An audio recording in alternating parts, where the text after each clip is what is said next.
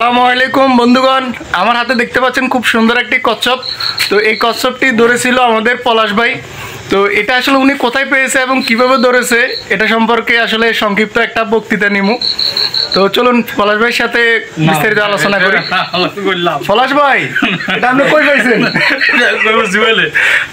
পলাশ ভাই এখন ভয় পাইতেছে, জুয়েল ভাইয়ের দিকে চাই দিছে।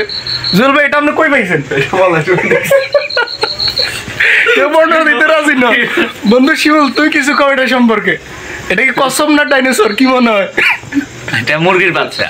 এটা ছোটখাটো আসলে একটা মুরগির বাচ্চা। এটা আমার বানিতে আমার বন্ধু শিমুল। তো এটা আসলে কি, এটা আপনারা কমেন্টে জানাবেন। আর এটা সম্পর্কে বিস্তারিত কেউ বলতে পারতেছে না, সবাই ভয় পাইতেছে। দাঁড়ান আপনাদেরকে দেখাই।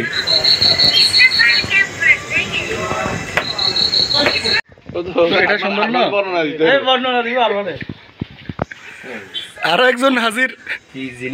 আমাদের চিড়িয়াখানার দর্শক বিন্দু এখানে চলে আসতেছে।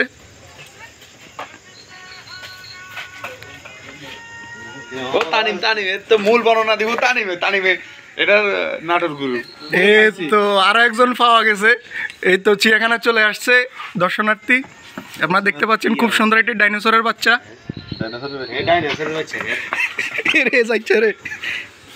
কি জিনিস আমরা লই গেছি দেখছেন নি? হাফ গে কইছি ধরবে হাফ গো আর আসাদ গুরের হাফিক গো লগে